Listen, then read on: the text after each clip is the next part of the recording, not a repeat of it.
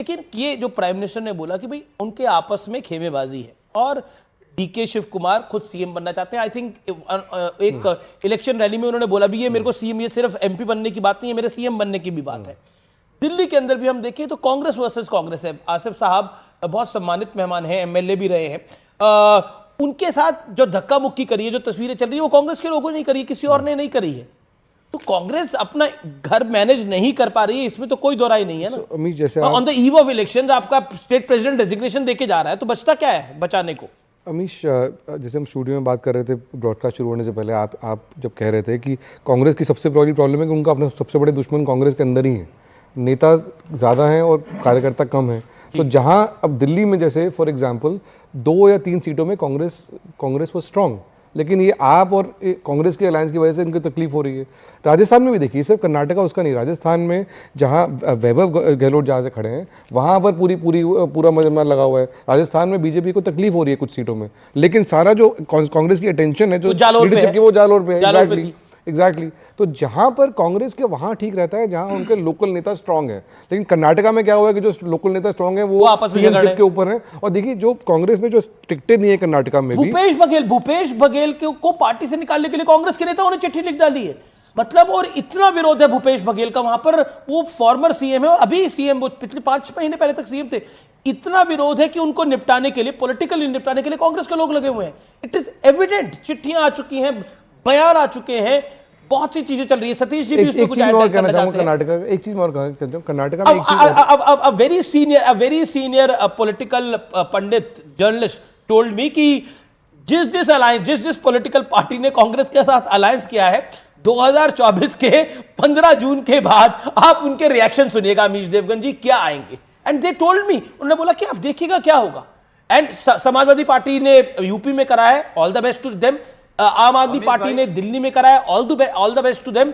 शिवसेना उद्धव ठाकरे ने वहां करा है, महाराष्ट्र में करा है, all the best to them.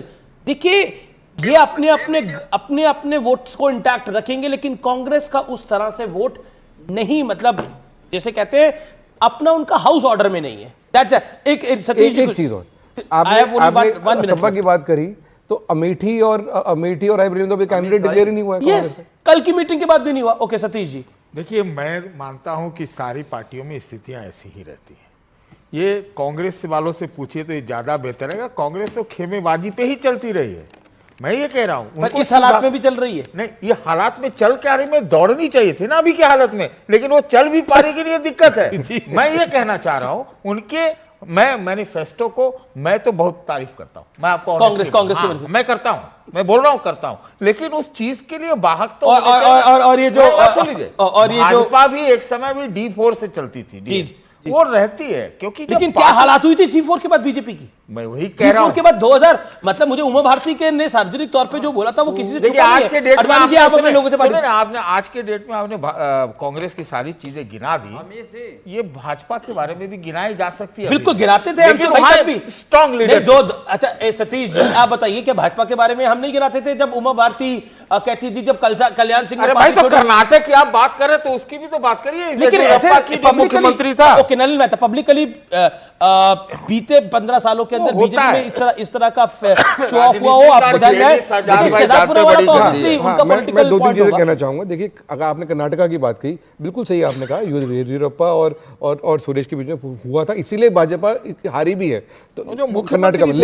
लेकिन डिफरेंस कांग्रेस और भाजपा में यह, देखिए हर एक पार्टी में महत्वाकांक्षी लोग होते हैं, हर एक पार्टी में गुट होते हैं, लेकिन डिफरेंस ये है कि इस वक्त की भाजपा में, क्योंकि एक स्ट्रॉन्ग लीडरशिप तो यही होती है ना जी के पास पैरों पे हाथ रखते हुए मैं पूछना चाहता हूं, जब भाजपा 2 सीट पे भी थी, हमारी विचारधारा इतनी तगड़ी थी कि भाजपा के 500 टुकड़े नहीं हुए। कांग्रेस A टू लेकर Z हुई जब कांग्रेस सत्ता में थी। तो ये फेमस लॉकी वाला वीडियो आप ही के शो आज आप दोबारा डाल देना कभी। तो केवल मेरा एक कहना है कि टाइम इज ओवर, लेकिन ये मेगा हमारा जो एडिशन है ये जारी रहेगा। लेकिन कल रात 9 बजे का अपॉइंटमेंट फिक्स करिए, क्योंकि नरेंद्र मोदी ने पहली बार एक इंटरव्यू दिया है एक नेशनल ब्रॉडकास्टर को, और इस इंटरव्यू में हर वो सवाल है जो आपके मन में है आपको सुनाई देगा, क्योंकि ये वाकई नरेंद्र मोदी के साथ सवालों का आर पार है। ऑपोजिशन की सारी पार्टीज, राहुल गांधी, कांग्रेस, सब ये कहते हैं कि मोदी जी ये जो है मैच फिक्सिंग कर रहे हैं इस चुनाव पर। उन्होंने कहा है कि ईडी, सीबीआई और ईवीएम के बिना आप चुनाव नहीं जीत सकते। क्या कहेंगे आप?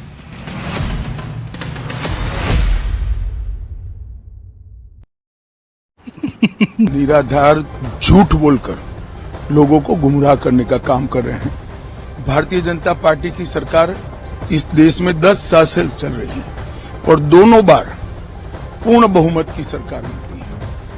अगर भारतीय जनता पार्टी की मंशा होती कि आरक्षण को खत्म करना है तो हो चुका होता, बल्कि नरेंद्र मोदी जी ने पूरे देश के दलित, पिछड़े और आदिवासी भाई बहनों को गारंटी दी है, जब तक भारतीय जनता पार्टी है आरक्षण को कोई हाथ नहीं लगा सकता।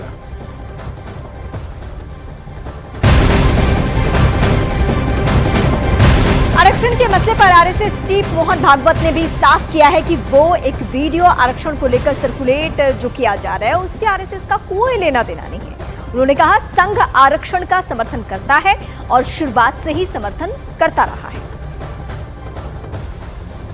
एक वीडियो घूम रहा है कि संघ वाले बाहर से तो बात ही अच्छे करके अंदर जाके कहते हैं आरक्षण का हमारा विरोध है, बाहर हम बोल नहीं सकते। अभी एकदम असत्य बात है, गलत बात है। जब से आरक्षण आया है तब से संविधान सम्मत सारे आरक्षण को संघ पूर्ण समर्थन देता है और संघ ये कहता है कि आरक्षण जिनके लिए है उनको जब तक आवश्यक लगेगा या सामाजिक कारणों से दिया गया है वो भेदभाव जब तक है तब तक ये आरक्षण जारी रहना चाहिए। कर्नाटक में बेलगावी में पीएम मोदी ने कांग्रेस पर जमकर हमला बोला। पीएम मोदी ने कर्नाटक की कांग्रेस सरकार में कानून व्यवस्था बदतर होने का आरोप लगाया। इस दौरान उन्होंने रामेश्वर कैफे ब्लास्ट केस और नेहा हत्याकांड की भी चर्चा की और कांग्रेस सरकार पर तुष्टीकरण करने का आरोप लगाया। हमारी एक बेटी के साथ जो कॉलेज कैंपस में हुआ उसने तो पूरे देश में भूचाल ला दिया है। उस बेटी का परिवार एक्शन की मांग करता रहा, लेकिन कांग्रेस की सरकार तुष्टीकरण का दबाव उसी को प्राथमिकता देती है। उनके लिए नेहा जैसी बेटियों की जिंदगी की कीमत नहीं है, उनको तो अपने वोट बैंक की चिंता है। बेंगलुरु के कैफे में बम धमाका हुआ तब भी कांग्रेस ने शुरुआत में इसे लेकर गंभीरता ही नहीं है, यहां तक कह दिया ये तो गैस का सिलेंडर फटा था। देश की जनता के आंख में क्यों धूल झोंक रहे हो कांग्रेस के लोग? अगर तुमसे नहीं बनता है तो छोड़कर के घर चले जाओ। पीएम मोदी ने बेलगावी में कांग्रेस पर वोट बैंक के लिए तुष्टीकरण की राजनीति करने का आरोप लगाया। इसके साथ ही पीएफआई जैसे संगठन से वायनाड में सहयोग लेने का आरोप भी लगा चुके हैं।